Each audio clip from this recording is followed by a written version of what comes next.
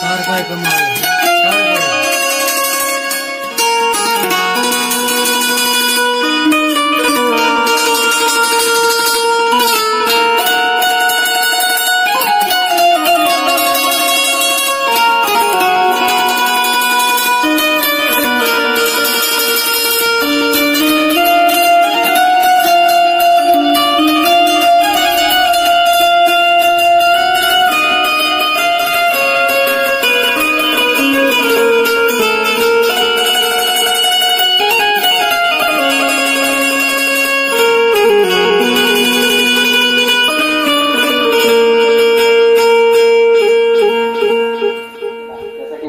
सगळ्यांचं कौतुक आहे।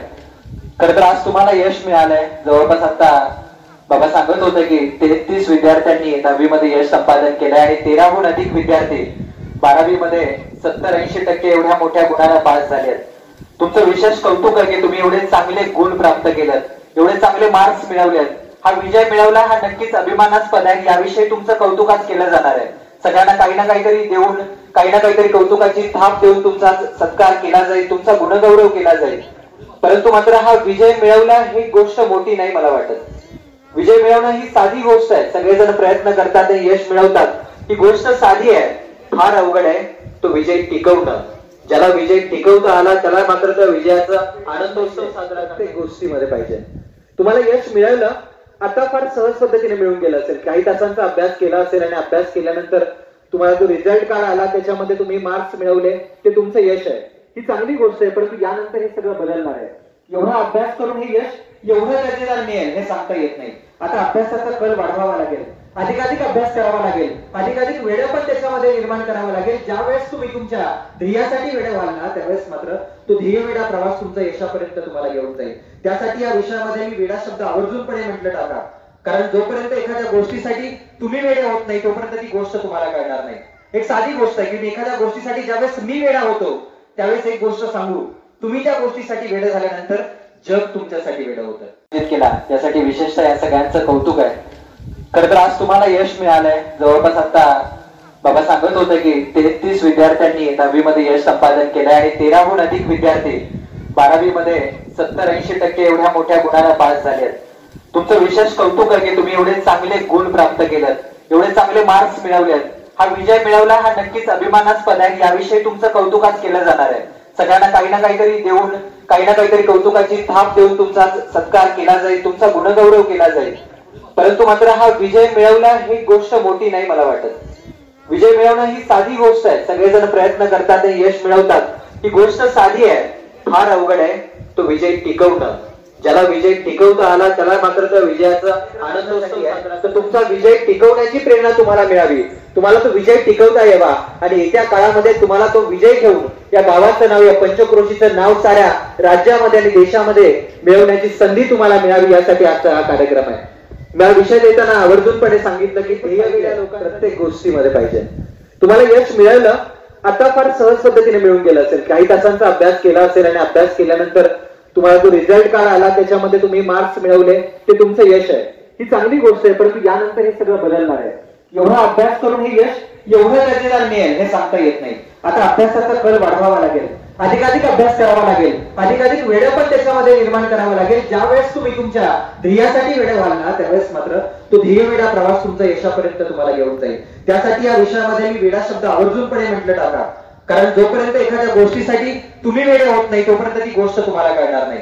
एक साधी गोष्ट आहे की एखाद्या गोष्टीसाठी ज्यावेळेस मी वेडा होतो त्यावेळेस एक गोष्ट सांगू, तुम्ही त्या गोष्टीसाठी वेडे झाल्यानंतर जग तुमचं होणार आहे। त्यामुळे कोणत्याही क्षेत्रामध्ये काम करा, पण काम असं करा की ज्यात तुम्हाला आवड असली पाहिजे। जर काम आवडीच्या ठिकाणी केलं तर तुम्ही सर्वोत्तम होऊ शकता, तो प्रवास लगेच तिथपर्यंत पोहोचू शकेल। त्यासाठी तुम्हाला आवडीच्या क्षेत्रामध्ये काम करता आलं पाहिजे। डॉक्टर APJ अब्दुल कलाम नाव सगळ्यांनी ऐकलंय, आजही ते नाव ऐकलं की सगळ्यांना आदर आहे, सन्मानित आहे व्यक्तिमत्वाविषयी। तो प्रवास जर तुम्ही सगळा अभ्यासला, त्यांचं सगळं जीवन जर तुम्ही अभ्यासलं तर वर्तमानपत्र विकणारा एक साधा मुलगा होता। वर्तमानपत्र विकणारा एक साधा मुलगा राष्ट्रपती पदापर्यंत पोहोचतो, हा प्रवास सोपा नाहीये, एका दिवसामध्ये झाला सुद्धा नाहीये। याच्यासाठी फार मोठा ध्येयवेढा प्रवास आहे, फार मोठी मेहनत आहे आणि कित्येक लोकांची मेहनत आहे। आज तुम्हाला 10वीला 12वीला मार्क्स मिळाले, चांगले मार्क्स मिळाले, तर तुमच्या आई वडिलांची मेहनत त्याच्यामध्ये सर्वाधिक आहे। त्यांनी ज्यावेळेस प्रयत्न केले, त्यांनी ज्यावेळेस घाम गाळला त्यावेळेस हे यश मिळालंय। कारण तुम्हाला कुठल्या गोष्ट कमवायला बाहेर जावं लागलं नाही, आजही पुण्यामध्ये ज्यावेळेस आम्ही बऱ्याच संस्थांना भेटी देतो, ती मुलं सकाळी दिवसभर काम करतात आणि संध्याकाळी अभ्यास करत असतात, कारण त्यांचे आई वडील नाहीयेत. हातामध्ये प्रत्येक गोष्ट त्यांना मिळत नाही. तुम्हाला ती मिळाली म्हणून तुमचं यश अजून सोपं होऊ शकलं.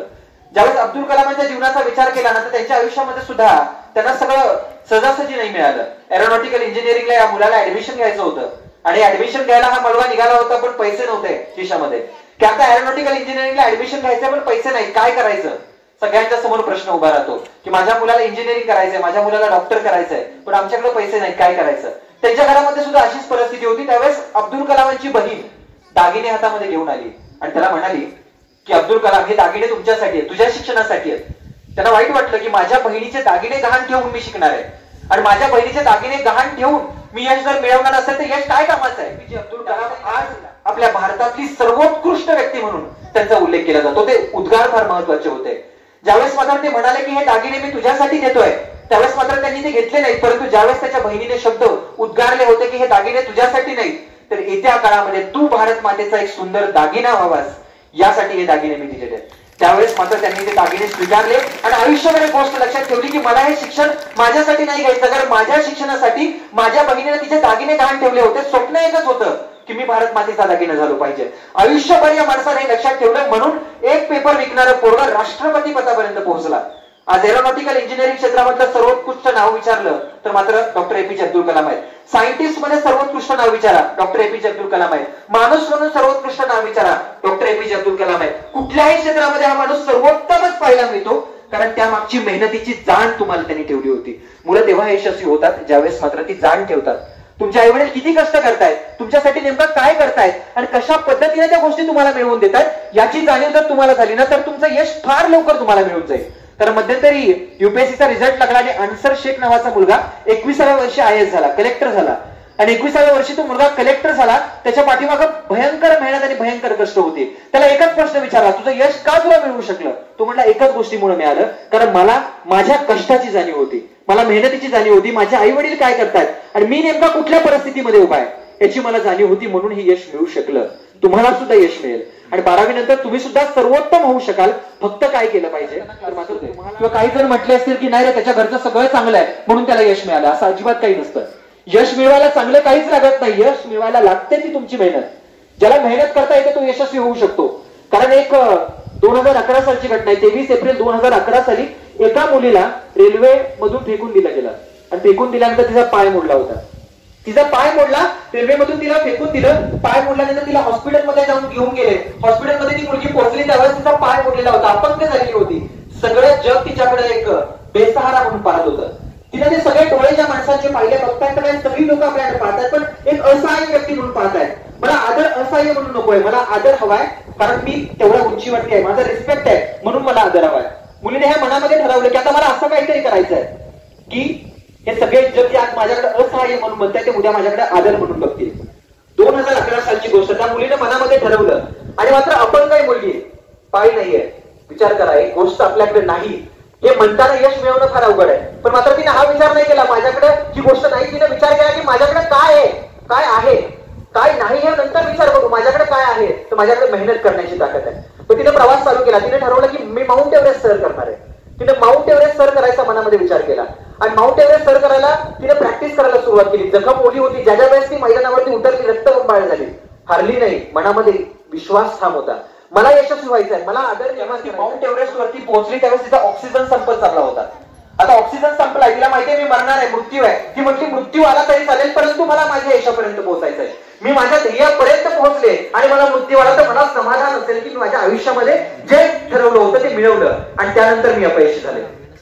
त्यावेळेस म्हटली इच्छाशक्ती तीव्र होती. त्यानंतर ती त्या ठिकाणी पोहोचली आणि त्या ठिकाणी पोहोचणारी पहिली महिला म्हणून अरुंधिता सिन्हा यांचा उल्लेख केला जातो. ती त्या ठिकाणी पोहोचली सुद्धा आणि खाली सुद्धा पोहोचली, खाली सुद्धा आली आणि आजही आहे. त्याचं कारण काय, कारण इच्छाशक्ती प्रदीर्घ होती. तुमच्यामध्ये कारण देऊ नका की माझ्याकडे काय नाही, तुम्ही विचार करा माझ्याकडे काय आहे.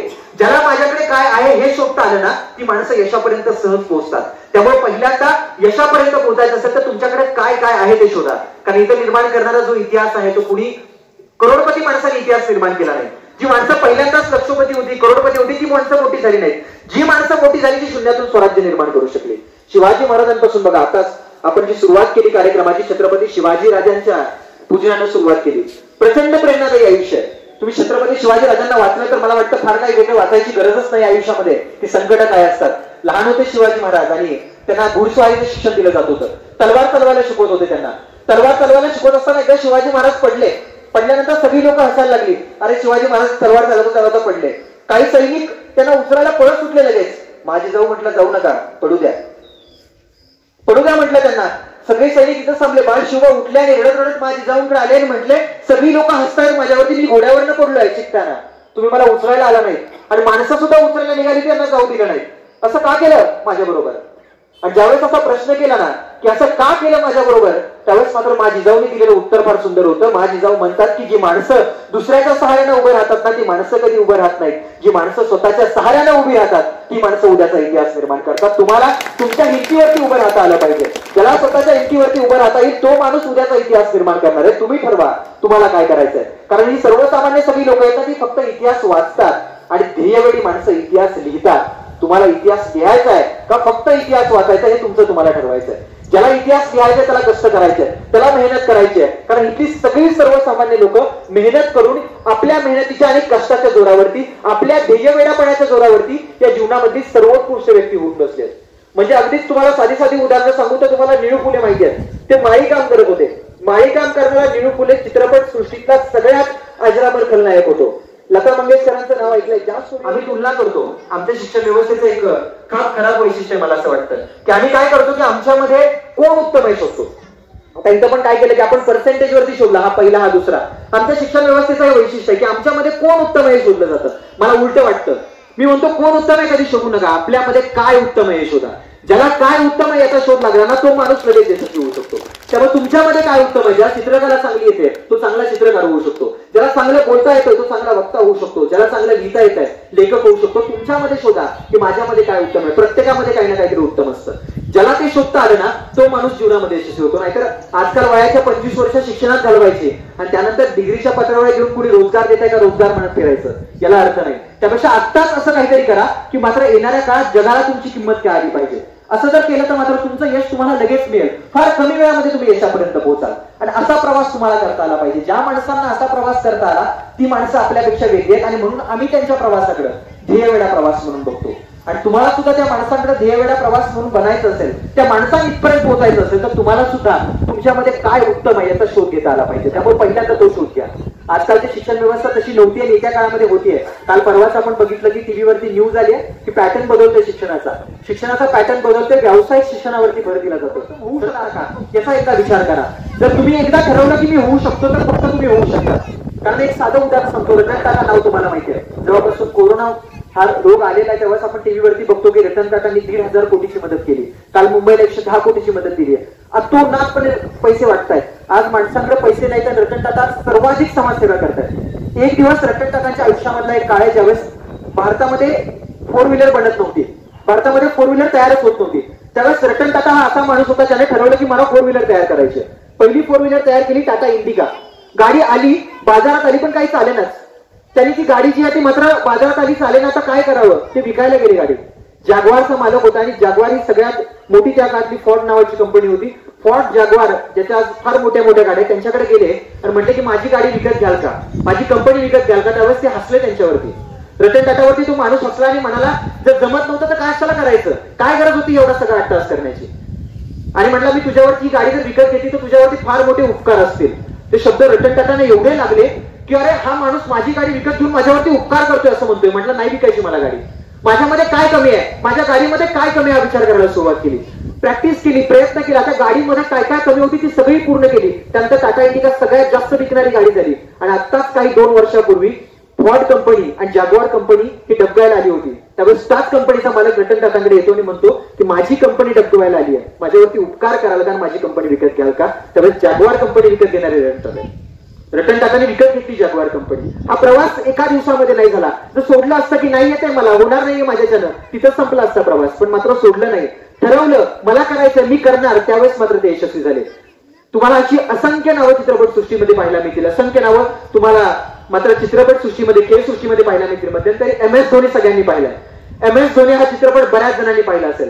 सरकारी नोकरी मिळवणं अनेकांचं स्वप्न असतं. माणसं वेळी असतील ती जी सरकारी नोकरी सोडतात आणि मात्र खेळामध्ये उतरतात. किती वेडेपणा असेल हा देववेळाच प्रवास आहे. स्वतः वेडे झाले होते कारण मला माहित होतं की मला त्याच्यामध्येच उत्तम करता येते. म्हणून सरकारी नोकरी असताना MS धोनी सरकारी नोकरी सोडतो आणि मात्र क्रिकेटमध्ये जातो आणि 2 विश्वचषक आपल्या नावावरती करतो. हे वेडेपण आहे. हे वेडेपण ज्यावेळेस तुमच्यामध्ये येईल ना त्यावेळेस तुम्ही सर्वोत्तम व्हाल. 10वी नंतर काही करा, 12वी नंतर मी म्हणतो काही करा, कोणत्याही क्षेत्रात जावा, फक्त काम करताना वेडे होऊन करा. ज्यावेळेस वेडे होऊन कराल त्यावेळेस मात्र येणाऱ्या काळात हे जग सगळं तुमच्यासाठी वेडे होईल. फक्त तुम्हाला आत्ता मेहनत करता आली पाहिजे, आत्ता कष्ट करता आले पाहिजेत, कारण सहजासहजी काहीच मिळत नाही. हे सगळं मिळतं फक्त कष्ट आणि मेहनतीच्या जोरावरती. कितीही बोललो तरी कमी आहे. मी बऱ्याच वेळ बोलत गेलो तरी मात्र हा प्रवास आपल्या इथे संपणारा नाहीये. एवढी लोक आहेत की मध्यंतरी आता चित्रपट सृष्टीमधल्या बऱ्याचशा लोकांचे निधन झालेलं आपण घटना ऐकतोय. त्याच्यामध्ये आपण ते बऱ्याच जणांचं निधन आहे.